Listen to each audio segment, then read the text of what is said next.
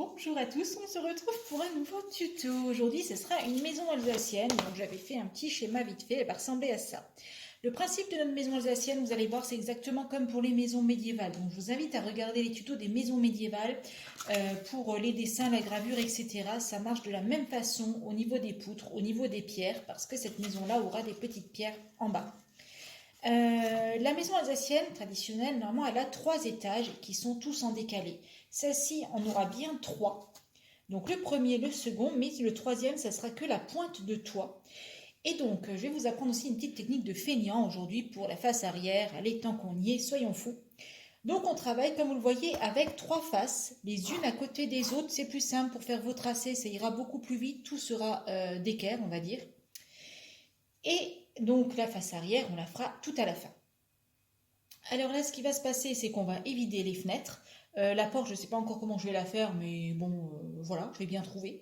Et puis ensuite, on va tout de suite mettre en peinture, hein. Il n'y a pas besoin de plus. Donc là, vous voyez, j'ai vraiment fait tout le travail de gravure. J'ai travaillé avec ma petite pierre pour faire l'effet pierre sur les pierres. Et voilà, la maison, elle est quasiment prête, on va dire. Il n'y aura plus qu'à la peindre. Donc comme d'habitude, on va imperméabiliser à la lumière, à l'arrière avec du noir. Donc j'ai découpé tous mes étages, hein. Voilà. Ici, on a donc l'étage du haut et ici, ce que j'ai fait, j'ai fabriqué une poutre. Donc, comme sur les maisons médiévales, j'ai pris 2 morceaux de polystyrène de 6 mm que j'ai collés ensemble pour faire plus gros parce que ça viendra comme ça, en fait, en avancée. Voilà. Ça sera en avancée sur l'étage numéro 2, tout simplement. Donc, ce que j'ai commencé à faire, j'ai commencé à coller mes fenêtres à l'arrière. Voilà, donc du plastique rigide. Et là, je vais faire exactement la même chose ici. Alors, comme je ne l'avais pas expliqué, c'est du polystyrène 6 mm que l'on trouve au rayon déco, par exemple chez Brico Dépôt, déco peinture. Voilà, c'est du polystyrène de finition. Ça existe en 6 mm, en 6 mm et en 3 mm. Donc pour les murs, moi j'ai choisi toujours le 6 mm, il est plus costaud hein, quand même. Et surtout, il se travaille très très bien. Ce polystyrène, on peut utiliser la colle à chaud dessus et c'est ce qu'on va faire pour notre plastique. Bien sûr, on n'en met pas trop, sinon on fait fondre le plastique, c'est logique. Pour ceux qui voudraient des cotes, le premier étage, en fait, à chaque fois, c'est du 8 par 8. Voilà, 8 par 8 pour le premier étage. Pour le second étage, on agrandit d'1 cm en longueur à chaque fois. Donc ça nous fait du 9 en longueur et en hauteur, j'ai du 6. Et ici, donc j'ai agrandi encore d'1 cm, ce qui nous ramène à 10. Et là, en hauteur, jusque dans la pointe, on a 12 cm. Voilà, c'est pour lui faire un beau toit bien pentu à celle-ci. Si en bas, on décide de la coller de cette façon-là, il va falloir suivre pour l'étage du haut. Vous l'aurez compris, il faut que le décalage soit toujours dans le même sens. Ça, c'est super important. Si vous le choisissez comme ça, vous faites pareil pour le haut, vous le décalez dans l'autre sens. Voilà, c'est très très très important. Donc là, ma maison précédente, je l'avais fait en décalage comme ça. Je crois que je vais continuer à la faire comme ça en fait, pour lui donner un peu plus de tenue en bas. Voilà. Donc là, qu'est-ce qu'on fait? Eh bien, on se munit de son pistocole, on y va. Hop. Et ensuite, on vient coller notre morceau. Et là, on appuie bien dessus, bien pour qu'il colle bien partout. Ça, c'est super important. Ensuite, on prend notre planche de polystyrène 3 mm. Et là, on va faire l'étage du bas. Alors, on va essayer de faire ça comme ça. Je vais vous montrer. Donc, on va prendre les mesures de l'étage du bas pour coller un support à l'étage du bas. Sinon, il ne tiendra pas forcément. Donc, notre étage du bas, du coup, sur toute sa longueur, il va faire 10 cm,2 et donc là logiquement 9 cm, donc 9 fois 10,2. Il va falloir évider notre petit carré parce qu'il va falloir que la lumière passe hein, aux étages, donc on évite, on peut même bien évider, il ne faut pas avoir peur d'évider. Et donc ceci va nous servir de base à notre étage et on va venir le coller, voilà, juste en dessous de l'étage. Et bien on va être très précis, donc faut vraiment le coller bien propre, bien au bord. C'est collé. Donc là, ce qu'on va venir faire, c'est le coller sur notre premier étage en décalé.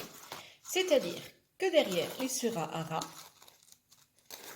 Devant, par contre, c'est ce qui fait tout le charme et la beauté de nos petites maisons alsaciennes, c'est que ça sera sortant, comme ça. Donc, bien sûr, on s'arrange aussi pour que sur les côtés, on soit, on va dire, équilibré. Hein. Voilà. Donc, on doit dépasser un tout petit peu, mais pas tant que ça sur les côtés. Hein. Voilà. Voilà, donc toujours pareil, on maintient bien pour que la colle prenne. Ça, c'est super important. Donc, on n'a pas peur d'appuyer. Comme je vous disais, ce polystyrène-là, il est costaud, vraiment. Hein. Il n'en a pas l'air, mais il est super, super costaud. Donc, la poutre, on l'accroche avec la première partie du polystyrène. Vous vous souvenez, je vous ai dit, on en a empilé deux. Donc, la première tranche, on va la coller sur le polystyrène-là. Alors, je vous ai montré cette maison parce que justement, sur cette maison, j'utilise cet effet un petit peu spécial. Sur les autres, ça sera vraiment 3 étages distincts, hein, ou 2 étages distincts, selon les modèles de maison que je vais créer. Et là, je vais vous apprendre ma technique de feignant comparée à la maison à 2 étages médiévale. Hein, voilà. Technique de feignant. La technique de feignant, c'est quoi? C'est qu'on va reporter le gabarit de notre maison sur du polystyrène, hein, tout simplement. Donc, on pense bien à notre pente de toit. Hein, il faut qu'elle rentre sur le polystyrène. Et donc, on va venir reporter notre maison dessus. Donc, ça, on fait bien propre sans trop appuyer. On fait bien la démarcation là en haut parce qu'on vient la retourner. Voilà, on vient la mettre bien contre ici à ce niveau précis. Et donc, pour l'arrière, on tient compte de la poutre et du toit. Et là, on n'a plus qu'à passer avec le cutter. Donc, pourquoi je fais ça? Parce que celle-ci, effectivement, elle n'a qu'un demi-troisième étage. En fait, elle n'a qu'une pente de toit. Contrairement aux autres qui ont un étage entier, malgré la pente de toit, mais sur le côté, il y a des murs. Celle-ci, eh bien, elle n'en a pas. Donc, voilà pourquoi j'utilise aussi cette technique hein, pour me faciliter la tâche.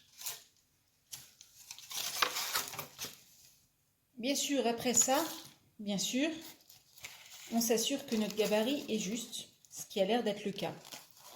Voilà, donc, avant de le coller, bien sûr, eh bien, on va faire le même travail que sur les autres faces. Donc, il va quand même falloir... Alors, si vous voulez mettre des fenêtres, hein, libre à vous. Personnellement, je n'en mets pas. Donc là, on va la tenir et prendre nos cotes. Donc, la cote de notre mur, pour être juste. Donc, on va refaire ici, bien sûr, notre mur en pierre. Ce qu'on peut faire ici, vu que sur le côté, il va falloir finir proprement, on peut lui rajouter des poutres hein, ici sur le côté. Voilà. Pour faire l'effet poutre sur les deux côtés. Ensuite, on prend vraiment toujours la distance de toutes les poutres et tout. Donc, pour être raccord au final avec le reste de notre façade. Une fois que vos pierres sont tracées, alors vous munissez d'un petit caillou, d'une pierre bien anguleuse avec beaucoup eh bien, d'angles, hein, on va dire. Et vous appuyez sur votre polystyrène, vous appuyez bien. C'est ça qui fera l'effet pierre à la peinture, tout simplement. Ensuite, on va donc tracer nos poutres. Alors, pour les poutres, moi, ce que je fais toujours, c'est que je fais toujours un premier trait à la règle. Hein.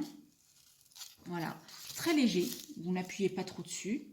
Voilà, ça, nos poutres sont tracées. Donc, maintenant, on repasse dessus à main levée. Hein. Donc, on repasse bien dessus à main levée. On appuie bien pour faire la délimitation. Et ensuite, donc, on va faire notre effet bois. Hein.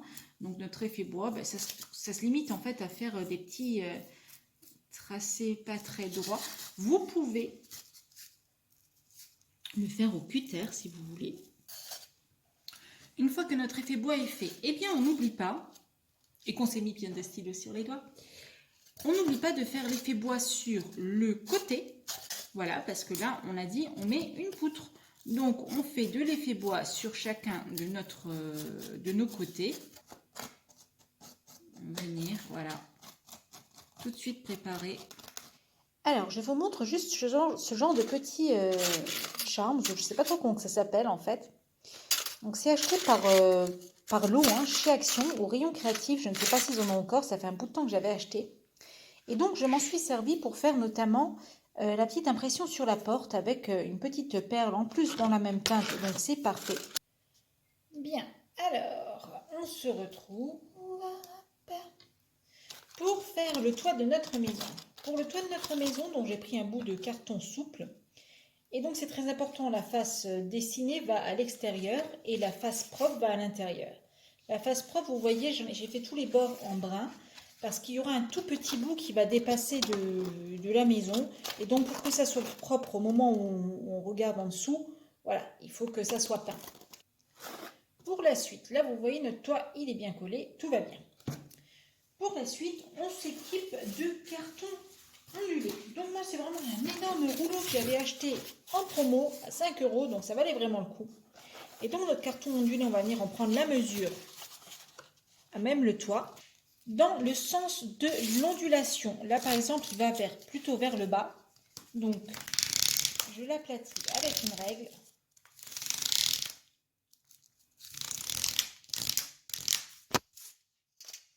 Et ensuite, avec un cutter, donc vous pouvez vous placer ici pour être un peu plus régulier. Vous allez faire les tuiles. Donc, on appuie bien. Alors, délimitez bien les tuiles. Mais pas en haut. En haut, voilà. Ne mettez pas de coup de cutter trop puissant. Et donc ça, vous voyez, comme ça, elle tient un peu en haut. On va venir la coller, tout simplement ici, le long du toit. Donc, on enduit bien de colle partout. Donc vraiment partout, parce qu'après sinon à la peinture, nos tuiles ne vont pas tenir. Hein. Pour la peinture du toit, je me munis de 3 couleurs, de brun, de couleur or et de noir. Et vous voyez, je peins exprès le toit dans ce sens-là, pour bien recouvrir les tuiles. Et donc ensuite, on va venir faire un petit mélange avec notre brun par-dessus.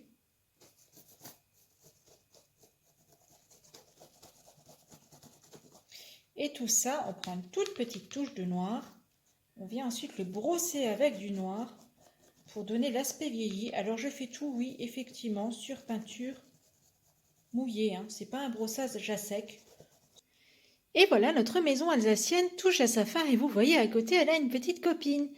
Donc, bien entendu, il lui manque encore sa cheminée. J'attends que le toit sèche. Mais surtout, il lui manque tous ses décors de Noël, tout comme sa petite copine, qui verra aussi venir une vitrine complète à l'intérieur. Et pour cela, comme je vous l'ai dit, je vous donne rendez-vous dans un prochain tuto, quand j'aurai tout mon matériel qui sera arrivé de l'autre bout du monde pour mes miniatures. En attendant, vous voyez, cette petite maison alsacienne, eh bien, j'ai envie de dire, elle a de la gueule quand même. Voilà, avec son petit toit. Donc son toit, je mettrai aussi de la neige dessus, bien entendu. Je vous les montrerai une fois qu'elles auront trouvé leur aspect final. Si cette vidéo vous a plu, abonnez-vous. C'est juste là en dessous, un petit clic, on active la petite cloche et on reçoit toutes les notifications sur son mail pour qu'on se retrouve très très vite sur une prochaine vidéo.